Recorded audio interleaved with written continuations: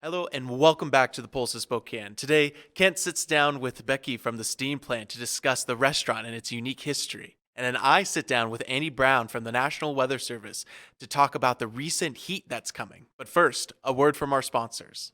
These days, it's one or the other, sticker shock or out of stock. More government spending is never a formula for success. In this economy, there's no formula left. I'm Kathy McMorris-Rogers. Inflation is a hidden tax on families. President Biden doesn't know how to fix it. I have some ideas. Balance the budget. Stop paying people not to work. Unleash American energy to lower gas prices. I'm Kathy McMorris-Rogers, and I approve this ad to lower these prices. At Eastern Washington University, biologists are harnessing gut microbes to build stronger bees. Composers are writing music to help us understand how salmon migrate. And geology joins forces with robotics to explore innovative solutions for climate change. An interdisciplinary education that gets real about the real world, that's the new thing. It isn't a tagline, it's a philosophy wrapped in red and white. It is Eastern Washington and you. Well, welcome to the Steam Plant. I've been excited for the last couple weeks knowing that we were going to come here and get to see some things. Becky, Francis, how come you have two first names? It's The parents the did way that, things right? go, right? Okay, all right. Becky, though. Absolutely, Right. yes. How long have you been a part of this operation here and with the company that owns it and everything else? Absolutely. So I've been with Ruby Hospitality for about 3 years now. Okay.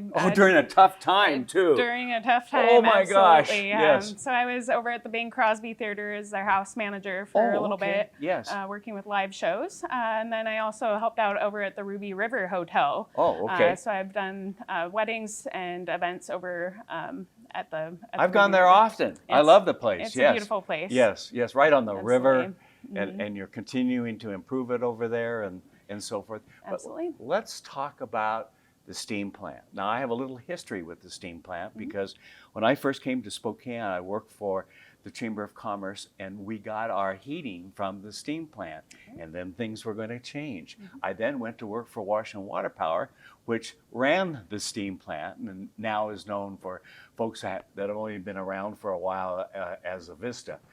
And I never saw this when I worked for Washington Water Power. I've been in it before the pandemic and all of that, but some major things have taken place here. Talk about that. Absolutely. It's a very exciting venue to work for. Yes. Everybody that even steps... And you told me where your office is, right up there, It with is. all the glass and everything. Yes, it's Not bad. It's a great spot.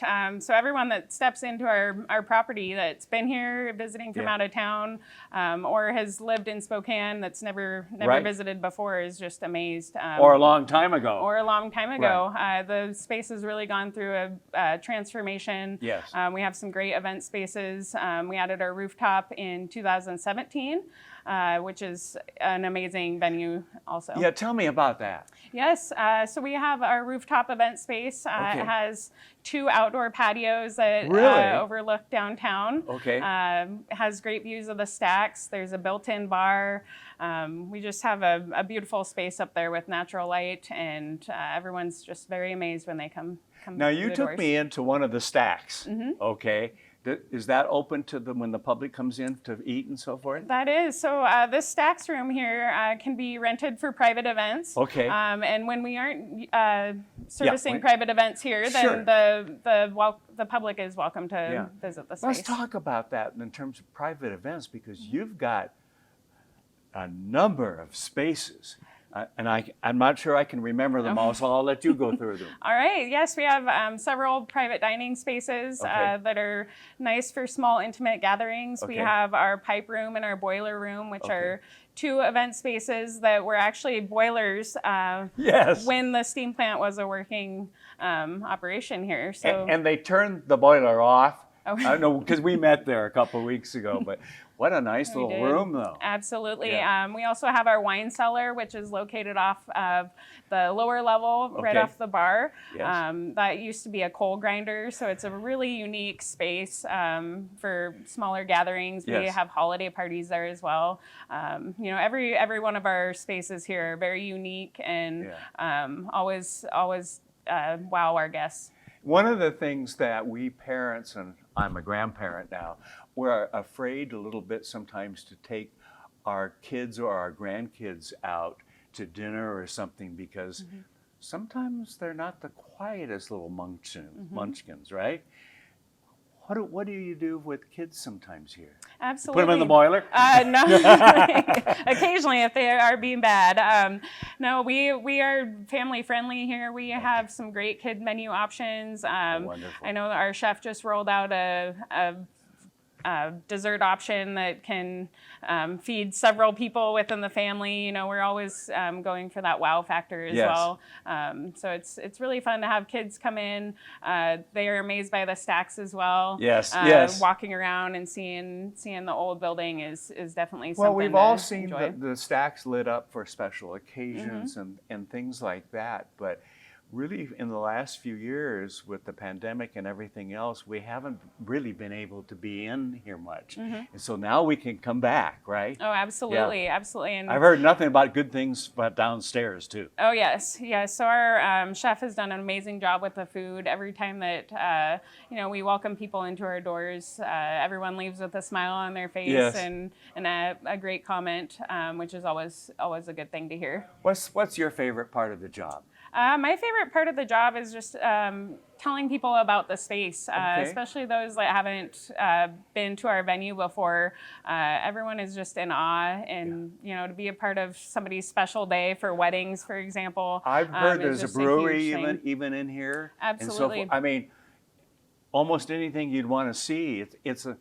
It's a place to explore. It is. Really, isn't it? Definitely, Yeah. definitely a place to explore, and just a really exciting venue and very unique. Not a lot of places have Right. something like this in their cities. It's Right. great. And the water's going. It is, All yes. right. So we have this water feature here that's pretty great. It's definitely a great entertainment. Where are the factor fish? We're missing the fish. There are some coins in there if you want to help yourself on your way out. Becky, what have I forgotten? You know, you're just getting the word out about the steam plant, Okay. having, you know, people come down. How can they make reservations and how can they find out more about hours and everything else? Absolutely. So we have our website that people can visit. Under the Plant steam Spokane. plant? Yep, What a novel, what a steamplantspokane.com. unique idea. Absolutely. There's more information about our event center on there, Okay. some of the private events that we can do. Okay. And we also include our dining menus and happy hour. I mean, where else in this country, very few, if any other places, can you have an event for family and friends or work? Think about Christmas coming this year. We're back to doing that, aren't we? Yes. That you can meet and do that in a steam plant. Nowhere else in this area, that's for sure. Yes, it is one of a kind venue Yeah. and definitely a treasure for Spokane. Becky, thank you so very Oh, much. thank you so much for having All me. right. And All right. thanks for watching. We'll see you next time. Thank you.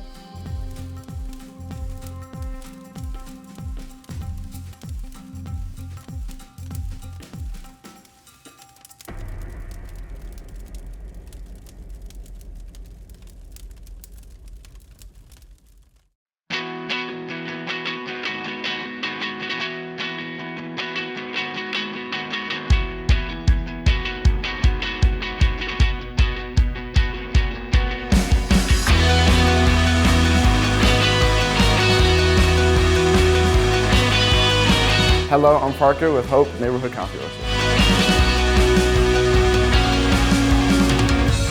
Hope is a student-led professional coffee production here at the Hunt Settlement.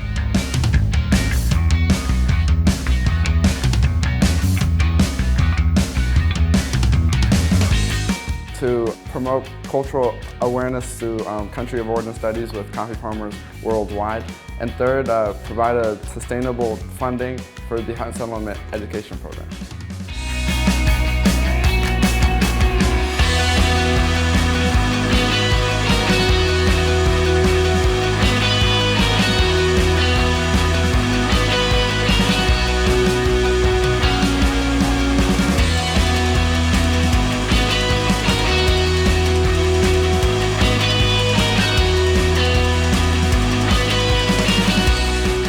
my name is Roxanne. Please join us to nurture and educate Hutton youth by becoming a monthly coffee subscriber. You can visit us by going to www.huttonsettlement.org and click on the About Us page. Thank you.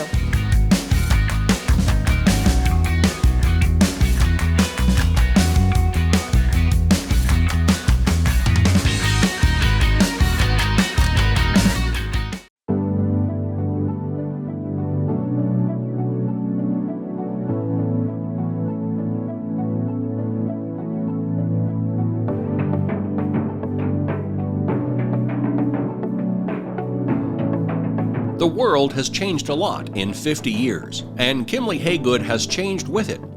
We still provide our customers with the highest level of service, whether it's financing, construction management, property management and maintenance, leasing, or sales. Our team is here to help you make the best decisions with your real estate.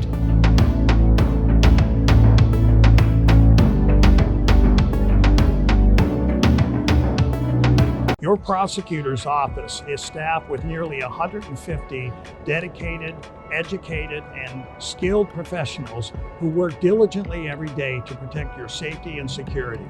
If I am re-elected, I will continue to hire, train, and retain professionals such as these that uphold these principles. Lawlessness is not okay.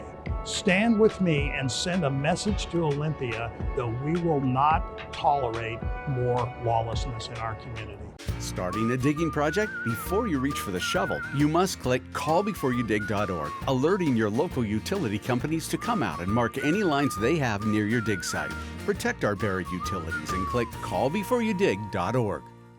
Safe and clean neighborhoods first.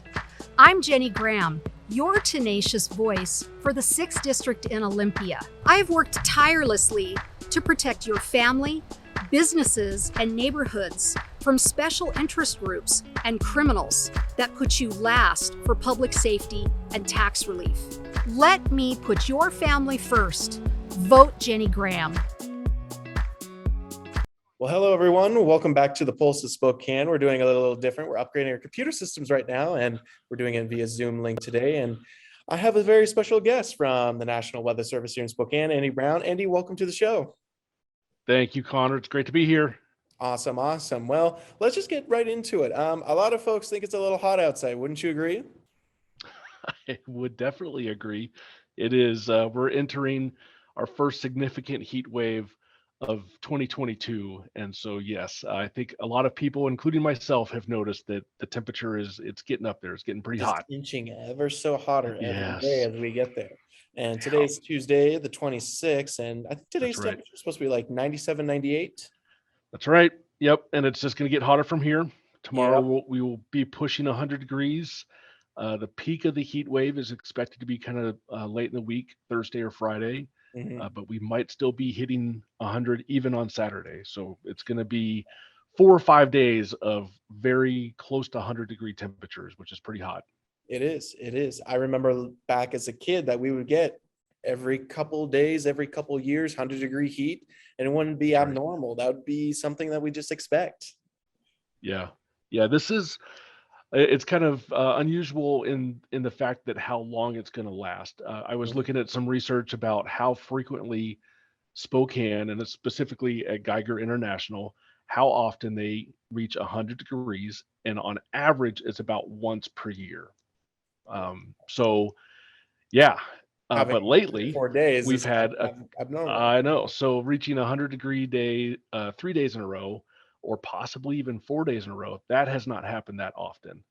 So going back to 1947, it's only happened 7 times. So in the last 75 years, that's only happened 7 times that we've reached 100 degrees 3 days in a row.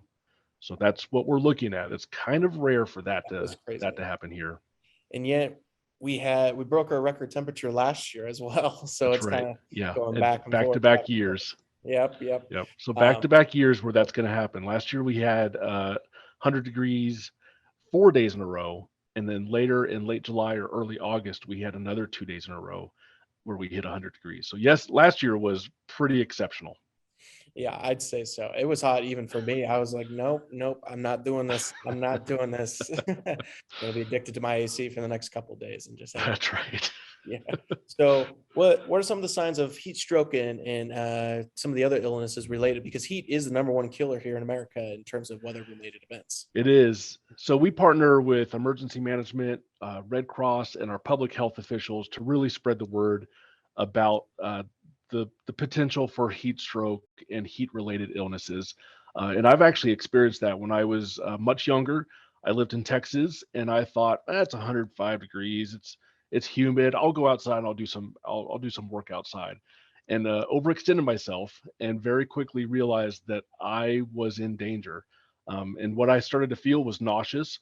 I stopped sweating actually, felt really sick, and what I didn't realize at the time was my core temperature had gone too high, and so I had to go inside into the air conditioning and put cold rags on me and get my core temperature down. So it can sneak up on you. You can really be unaware until it's almost too late. So that was a scary lesson for me, to really be aware of what heat can do and how fast that can affect you.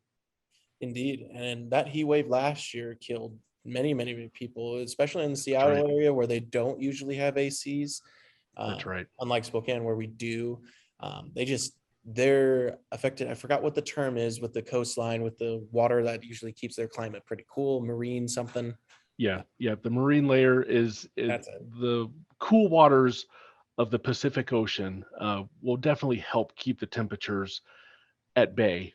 I'll say that over on the west side. So for it to warm up over 100 degrees, and not just over 100, it was like 109 degrees. It was exceptionally hot over on the Portland. west side in Portland. Yep. Yeah. So many deaths happened because of that. One of the interesting facts that came out of that was they did some research about the temperature inside the homes that did not have air conditioning. And what they saw was the peak heat actually happened between 8 and 10 p.m. So even though the temperature outside was actually starting to drop, the temperature inside in those unair conditioned homes kept on going up all the way through 8 to 10 o'clock at night. And so they were seeing temperatures over 90 degrees inside the homes at 10 o'clock at night, which That's is crazy. is why I think there were so many deaths, people, vulnerable populations that didn't have access to air conditioning and weren't aware of how hot it was going to be. And that's why it's ever so important to have these excessive heat warnings and That's right. graphics that show the signs of heat related illnesses out to the public so that they're aware and that they can get into AC Right. buildings, whether it's the library, whether it's a center that's open downtown for a week. That's specific purpose is for the AC, for cooling off people. So Yep. it's ever Yep. so important. And another related topic to this is wildfires. Oh, The heat yes. does not help this at all. No. So this year we've been very fortunate. We had Mhm. a very cool and wet April, May, and As you June. guys projected too. I hope so. It's hard to remember going back that far, but I'd like to say yes, that we did predict that. But it was very cool and wet, and that really delayed fire season until about now. Now we are starting to see those fuels that we look at, what the grass, the sage, the brush, and the trees. Now they're finally becoming more receptive to new ignitions, and so now we're getting into that fire season, and this heat wave is really going to accelerate the drying and the curing of those fuels. And so now they'll be even more receptive once we get into next week after everything's started to cool down at that point. Mhm.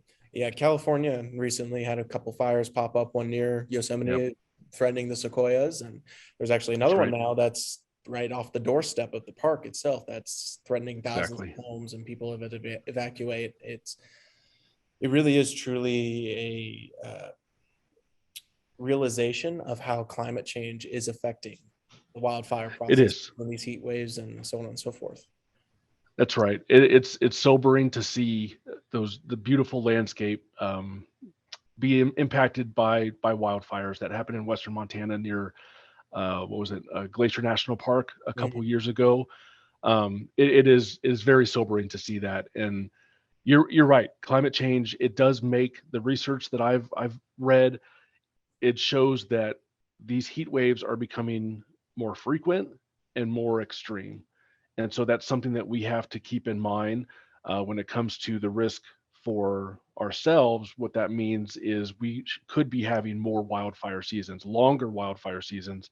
And then another impact that we don't think about until it's here is the air quality. All that smoke will build up in the atmosphere. So even if we escape a really bad wildfire season, all that smoke from Northern California or Oregon or wherever those wildfires are could actually make their way up into the inland Northwest.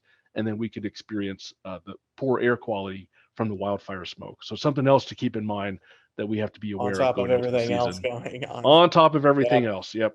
So in terms of how people can access the alerts that are issued by the National Weather Service, whether it's heat related, whether it's red flag warnings, what's the best source? Is it weather.gov? Is it? It is. Weather.gov is the best place to go. The Weather Service does not have an app. FEMA has a nice app that they use. But of course, we advocate for weather.gov. We're very active on social media as well, Twitter. both Facebook and Twitter. So we're putting out all those little climate factoids and precautionary messaging to make sure that people are aware of what's coming and then how to protect themselves and their families. Yes. Precautions are always the first line of defense, and same with warnings. That's right. If someone understands That's that right. there's a tornado coming their way and they know the tornado warning and how to get down into the basement in time or the bathroom, Exactly. depending on the house structure, then that's always key. And so that's Yep. where you guys come in. That's Yep. one of the most important factors that NOAA and the National Weather Service provides. So any last words or thoughts that we need to know? When it comes to the heat wave, this is something that I always like to point out, and this is some of the research that we found from last year, is that precautionary, is to make sure you're just not taking care of yourself, but to check on those vulnerable populations, on the elderly, the folks that don't realize that they might be in trouble. The majority of the deaths that happen were elderly that were in unair conditioned buildings and not taking care of themselves and not aware of the danger. So I think that's probably the most important factor going into this, is not just take care of yourselves, but be looking out for others during this heat wave. Agreed. And keep continuing to check that forecast, as NOAA That's right. regularly, National Weather Service here in Spokane regularly updates, whether it's warnings or the heat related illnesses chart, and check on your neighbors as well. So, well, Awesome. Andy, thank you so much for joining the Pulse of Spokane this week. It's always great to catch you up, and let's hope that this heat wave is not too dangerous and that not too many people lose their lives, and everyone's aware that it's coming. Thank you, Connor. And exactly. Let's hope this is the only heat wave this year, and then we can just slide into fall. We can just call it good and talk about the That's good. maybe future La Nina coming. Maybe. Yes, another La Nina. Let's do it. Year number 3. All right, Andy, you have a great rest of your day. Thank you so much for watching the Pulse of Spokane. Join us every Friday for a new episode. Until then, have a great weekend.